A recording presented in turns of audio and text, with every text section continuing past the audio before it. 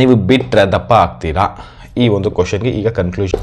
Hi, good evening. So ಇವತ್ತು interesting topic ಏನು ಅಂತ ಹೇಳಿದ್ರೆ, ತುಂಬ ಜನಕ್ಕೆ ಹರ್ಬಲೈಫ್ ನ್ಯೂಟ್ರಿಷನ್ ಪ್ರಾಡಕ್ಟ್ಸ್ ಯೂಸ್ ಮಾಡೋದಕ್ಕೆ ಆಸೆ ಇರುತ್ತೆ. ಕೆಲವರಿಗೆ ನೋಡೋಣ, ಒಂದ್ಸಲ ಟ್ರೈ ಮಾಡೋಣ, ಇಷ್ಟೊಂದು ಜನಕ್ಕೆಲ್ಲ ರಿಸಲ್ಟ್ಸ್ ಬಂದಿದೆ, ನಾನು ಟ್ರೈ ಮಾಡೋಣ ಅಂತ ಅನಿಸುತ್ತೆ.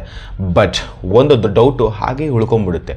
ಅದೇನು ಅಂತ ಹೇಳಿದ್ರೆ, ಇವ್ರ ಥರ ನಾನು ಕೂಡ ರಿಸಲ್ಟ್ಸ್ ತೊಗೊಂಡ್ಬಿಡ್ಬಹುದು, ಒಂದು ವೇಳೆ ನಾನೇನಾದರೂ ಬಿಟ್ಟರೆ ಮತ್ತೆ ಗೇನ್ ಆಗಿಬಿಡ್ತೀನ ಅನ್ನೋದೊಂದು ಭಯ, ಆತಂಕ ಎರಡೂ ಇರುತ್ತೆ. ಆದರೆ ಇವತ್ತು ಆ ವಿಡಿಯೋದಲ್ಲಿ ಸೊಲ್ಯೂಷನ್ ಸಿಗುತ್ತೆ. ಈ ವಿಡಿಯೋನ ಪೂರ್ತಿಯಾಗಿ ನೀವು ನೋಡಿದ್ರೆ ಮಾತ್ರ. ಆ್ಯಂಡ್ ಇನ್ನೊಂದು ಖುಷಿ ವಿಷಯನೂ ಕೂಡ ಇದೆ, ಅದನ್ನು ಕೂಡ ಶೇರ್ ಮಾಡ್ತೀನಿ. ಈ ವಿಡಿಯೋ ನೀವು ಫಸ್ಟ್ ಟೈಮ್ ನೋಡ್ತಾ ಇದ್ದರೆ ಸಬ್ಸ್ಕ್ರೈಬ್ ಮಾಡ್ಕೊಳ್ಳಿ, ಪಕ್ಕದಲ್ಲಿರುವಂಥ ಬೆಲ್ ಬಟನ್ನ ಕ್ಲಿಕ್ ಮಾಡಿ. ಈ ವಿಡಿಯೋನ ಪೂರ್ತಿಯಾಗಿ ನಿಮಗೆ ನೋಡಿ ಇಷ್ಟ ಆಯಿತು ಅಂತ ಹೇಳಿದ್ರೆ, ಯೂಸ್ ಮಾಡಬೇಕು ಅಂತಿರೋರಿಗೆ, ವೆಯ್ಟ್ ಲಾಸ್ ಆಗಬೇಕು, ವೆಯ್ಟ್ ಗೇನ್ ಆಗಬೇಕು ಅಂತಿರೋರಿಗೆ ದಯವಿಟ್ಟು ಶೇರ್ ಮಾಡಿ. Thank you so much and let's start the video. ಗುರು, ದಪ್ಪ ಯಾಕೆ ಆದ್ವಿ ಅಂತ ಅರ್ಥ ಮಾಡಿಕೊಂಡ್ರೆ ಸಣ್ಣ ಆಗೋದು ವೆರಿ ಈಸಿ.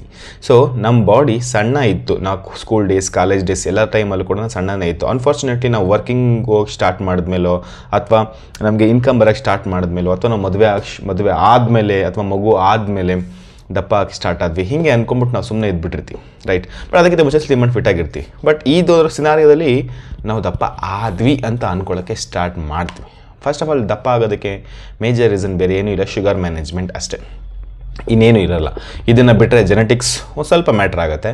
ಅದಲ್ಲದೆ ನೀವೇನಾದರೂ ಕಾಯಿಲೆಗಳಿಗೆ ಅಥವಾ ಬೇರೆ ಏನಾದ್ರೂ ಬೆಡ್ ರಿಟರ್ನ್ ಆಗಿದ್ದರೆ, ಸೊ ಮೆಡಿಕೇಷನ್ಸಲ್ಲಿ ಜಾಸ್ತಿ ಮೆಡಿಸಿನ್ಸ್ಗಳನ್ನ ತಗೊಳ್ತಾ ಇದ್ದರೆ, ಹಾರ್ಮೋನ್ ಫ್ಲಕ್ಚುಯೇಷನ್ಸ್ಗಳು ಇದ್ದರೆ, ಈ ಥರ ಕೆಲವು ರೀಸನ್ಸ್ಗಳಲ್ಲಿ ಮಾತ್ರ ನಿಮ್ಗೊಂದು 10 to 20% ಅಷ್ಟೇ ಆ್ಯಡ್ ಆಗುತ್ತೆ ವೆಯ್ಟ್ ಗೇನ್ಗೆ ರೀಸನ್.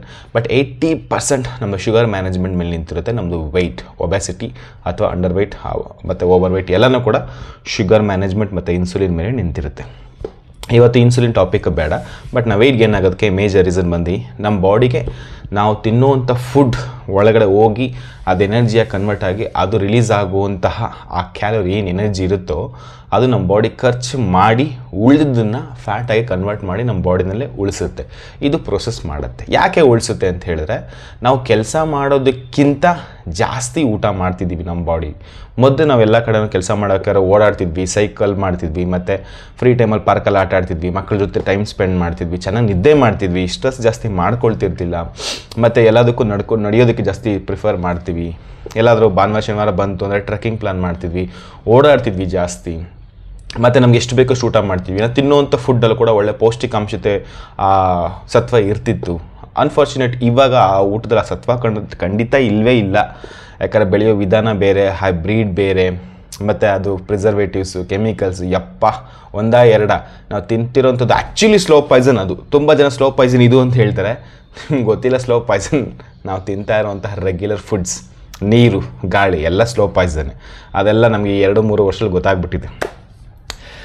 ಬಟ್ ಈಗ ನಾವು ಎಲ್ಲದಕ್ಕೂ ಬೈಕ್ ಎತ್ಕೊಂಡು ಹೋಗ್ತೀವಿ, ಕಾರ್ ಎತ್ಕೊಂಡು ಹೋಗ್ತೀವಿ, ಮನೆಯಲ್ಲಿ ಆರ್ಡ್ರ್ ಹಾಕಿ ಫುಡ್ಡನ್ನು ತೊಗೊಂಬರ್ತೀವಿ, ಮತ್ತು ಗ್ರೌಂಡ್ ಫ್ಲೋರಲ್ಲಿ ಮನೆ ಜಾಸ್ತಿ ಪ್ರಿಫರ್ ಮಾಡ್ತೀವಿ, ಮೆಟ್ಲುಗಳು ಜಾಸ್ತಿ ಯೂಸ್ ಮಾಡಲ್ಲ, ಆ್ಯಂಡ್ ಇನ್ನೊಂದು ಲಿಫ್ಟ್ನ ಜಾಸ್ತಿ ಯೂಸ್ ಮಾಡ್ತೀವಿ, ವರ್ಕ್ ಫ್ರಮ್ ಹೋಮ್, ಹೀಗೆ ಎಲ್ಲನೂ ಕೂಡ ನಾವು ಫಿಸಿಕಲ್ ಆ್ಯಕ್ಟಿವಿಟಿ ಕಡಿಮೆ ಮಾಡಿ ಕ್ಯಾಲೋರಿ ಬರ್ನಿಂಗ್ ಅನ್ನೋದೇ ಮರ್ತು ಬಿಟ್ಟಿದ್ದೀವಿ. ಅದಕ್ಕೋಸ್ಕರ ನಮ್ಮ ಬಾಡಿ ಏನಾಗ್ತಿದೆ, ಬರುವಂತಹ ನಾರ್ಮಲ್ ಊಟನೇ ಕೂಡ ನಮ್ಮ ಬಾಡಿ ಡೈಜೆಷನ್ ಮಾಡ್ತಾ ಇಲ್ಲ. ಮಾಡಿದ್ರೂ ಅದರಿಂದ ಬರುವಂತಹ ರಿಲೀಸ್ ಆಗುವಂಥ ಶುಗರ್ನ ಮ್ಯಾನೇಜ್ಮೆಂಟ್ ಮಾಡೋಕ್ಕಾಗ್ತಿಲ್ಲ. ಅದೆಲ್ಲ ಒಂದಷ್ಟು ಖರ್ಚು ಮಾಡಿ ಒಂದಷ್ಟು ಹಾಗೆ ಉಳಿಸ್ತಿದೆ. ಒಂದು ಅಂಕಿಅಂಶದ ಪ್ರಕಾರ ಒಬ್ಬ ಮನುಷ್ಯ ಸಾಧಾರಣ ಮನೆ ಊಟ ಮಾಡಿ ಒಂದಷ್ಟು ರೆಗ್ಯುಲರ್ ರೊಟೀನ್ ಲೈಫ್ನ ಲೀಡ್ ಮಾಡ್ತಿದ್ರೆ ಒಂದು 3-3,500 ಕ್ಯಾಲೋರಿ ಇಂಟೇಕ್ ಮಾಡ್ತಿರ್ತಾನೆ. ಅನ್ಫಾರ್ಚುನೇಟ್ಲಿ 1,500-2,000 ಕ್ಯಾಲೋರಿ ಕೂಡ ಖರ್ಚು ಮಾಡೋಕ್ಕೆ ಆಗ್ತಾನೇ ಇಲ್ಲ ಮನುಷ್ಯನಿಗೆ ಈಗ. ಸೊ ನೀವು 20 ನಿಮಿಷ ಬ್ರಿಸ್ಕ್ ವಾಕ್ ಮಾಡಿದ್ರೆ ಕೇವಲ 100-135 ಕ್ಯಾಲೋರಿಗೆ ಬರ್ನ್ ಆದರೆ ಹೆಚ್ಚು. ಹಾಗಿದ್ರೆ ಅರ್ಥ ಮಾಡ್ಕೊಳ್ಳಿ, ಇನ್ನು 1,500 ಕ್ಯಾಲೋರಿನ ನಾವು ಹೆಂಗೆ ಖರ್ಚು ಮಾಡೋಕ್ಕೆ ಸಾಧ್ಯ ಇದೆ ಎಕ್ಸ್ಟ್ರಾ. ಅದೆಲ್ಲ ಏನಾಗುತ್ತೆ, ನಮ್ಮ ಬಾಡಿನಲ್ಲಿ ಎಕ್ಸೆಸ್ ಆಫ್ ಫ್ಯಾಟ್ ಆಗಿ ಉಳಿತಾ ಬರುತ್ತೆ. ಸೊ ಸಣ್ಣ ಇದ್ದಿದ್ದ ಬಾಡಿ ದಪ್ಪ ಆಗಿದ್ದು ಯಾವುದು, ಅದು ನಿಮ್ಮದೇ ಪ್ರೋಸೆಸ್. ದಪ್ಪ ಆಗಿದ್ದು ಮತ್ತು ನೀವು ಹರ್ಬಲೈಫ್ ಯೂಸ್ ಮಾಡಲಿ ಅಥವಾ ಬೇರೆ ಯಾವುದೇ ಮೆಥಡ್ನ ಯೂಸ್ ಮಾಡೋದು ಕೂಡ ನೀವು ಸಣ್ಣ ಆಗೋದು ಯಾವ ಬಾಡಿ, ಅದು ನಿಮ್ಮದೇ ಬಾಡಿ. ಸೊ ಅದರ ಅರ್ಥ ಏನು, ಇಲ್ಲಿ ಬಾಡಿ ಈಸ್ ಅಲ್ಟಿಮೇಟ್ ಕೀ ರೋಲ್ನ ಪ್ಲೇ ಮಾಡುತ್ತೆ. So body is ultimate. So ನಿಮ್ಮದು ವೆಯ್ಟ್ ಗೇನ್ ಮೆಥಡ್ ಹೆಂಗನ ಇರಲಿ, ಮೆಡಿಸಿನ್ ಇದ್ರೆ ನೀವು ದಪ್ಪ ಆಗಿರಲಿಲ್ಲ, ಊಟ ಜಾಸ್ತಿ ಮಾಡಿ ದಪ್ಪ ಆಗಿರಲಿಲ್ಲ, ಆ್ಯಕ್ಟಿವಿಟಿ ಇಲ್ಲದೆ ದಪ್ಪ ಆಗಿರಲಿ, ದಟ್ ಈಸ್ ಡಿಫ್ರೆಂಟ್.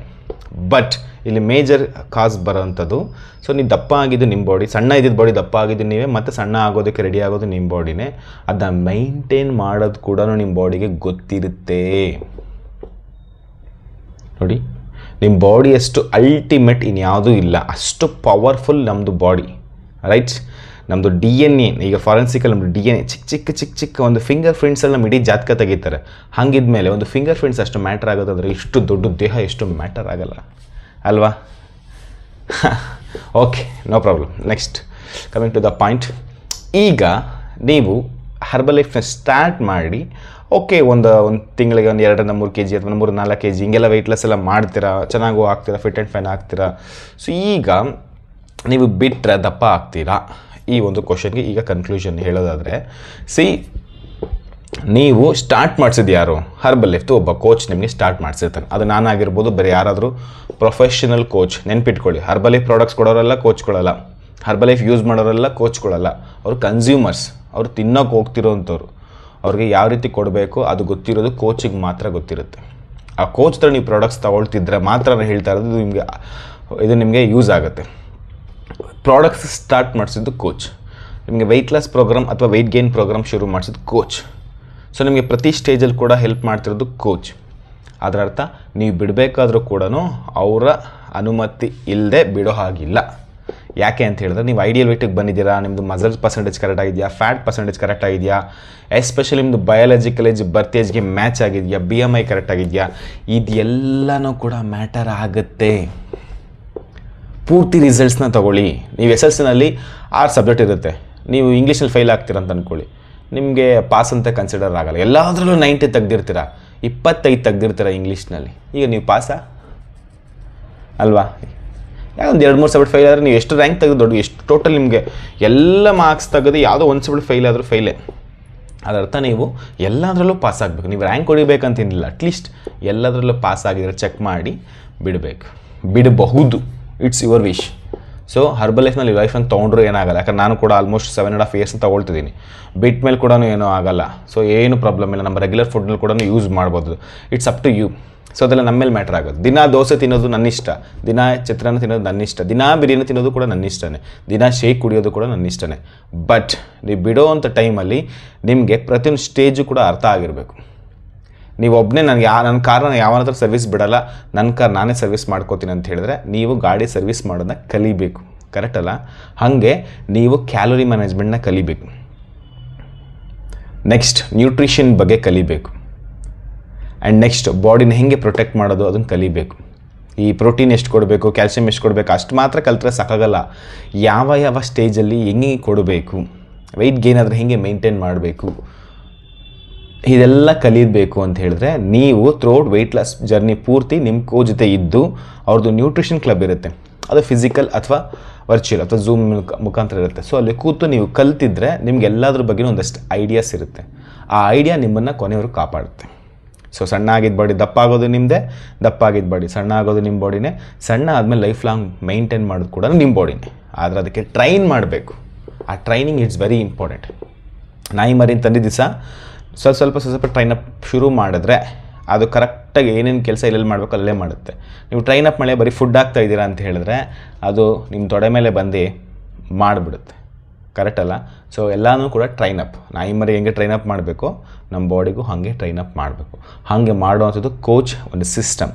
ಆ ಸಿಸ್ಟಮ್ಸ್ ನೀವು ಪ್ಲಗ್ಗಿನಲ್ಲಿ ಇಲ್ಲ, ಬರೀ ಶೇಕ್ ಕೊಡ್ತಿದ್ದೀನಿ ಅಂತ ಹೇಳಿದ್ರೆ ನೀವು ಬರೆದಿಟ್ಕೊಳ್ಳಿ, ನಿಮಗೆ ವೆಯ್ಟ್ ಲಾಸ್ ಆಗಲ್ಲ.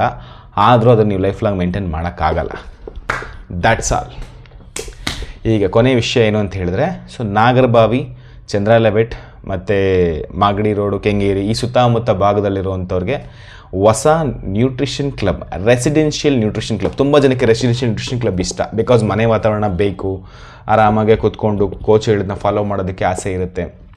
ಸೊ ಹಿಂಗಿದ್ದವ್ರಿಗೆ ನಾಗರಬಾವಿ ಸೆಕೆಂಡ್ ಸ್ಟೇಜ್, ನಾಗರಬಾವಿ ಸರ್ಕಲ್ಗೆ ಹತ್ತಿರ ಇರುವಂತಹ ಎಲ್ಲ ಗ್ಯಾಂಗಿಗೂ ಹತ್ತಿರ ಇರುವಂತಹ ಎಲ್ಲ ಲೊಕೇಶನ್ಗೂ ಕೂಡ ಕಮ್ಯುನಿಕೇಟ್ ಮಾಡುವಂತಹ ಜಾಗದಲ್ಲಿ ರೆಸಿಡೆನ್ಷಿಯಲ್ ಕ್ಲಬ್ಬು ಮುಂದಿನ ಗುರುವಾರ ಅಂದರೆ ಜುಲೈ ಮಧ್ಯದ ಭಾಗದಿಂದ ಕೂಡ ಶುರುವಾಗ್ತಿದೆ. ಸೊ ನಿಮಗೆ ಸಂತೋಷದ ವಿಷಯ ಏನು ಅಂತ ಹೇಳಿದ್ರೆ 35 kg ವೆಯ್ಟ್ ಲಾಸ್ ಆಗಿರುವಂಥವ್ರು ಕೋಚಿಂಗ್ ಮಾಡ್ತಾ ಇದ್ದಾರೆ. ಜೊತೆಗೆ 25 kg ವೆಯ್ಟ್ ಲಾಸ್ ಆಗಿರುವಂಥವ್ರು ಕೋಚಿಂಗ್ ಮಾಡ್ತಿದ್ದಾರೆ. PCOD PCOS ಎಲ್ಲ ಚೆನ್ನಾಗಿ ಮಾಡಿಕೊಂಡು ಸೂಪರಾಗಿ ಹೆಲ್ತ್ನ ರೆಡಿ ಮಾಡ್ಕೊಂಡಿರೋರು ಕೋಚ್ ಆಗಿರ್ತಾರೆ. ಜೊತೆಗೆ ಖುಷಿ ವಿಷಯ ಏನಂತ ಹೇಳಿದ್ರೆ weight gain 15 kg weight gain ಮಾಡಿರುವಂಥವ್ರು ಕೂಡ ಕೋಚ್ ಆಗಿರ್ತಾರೆ.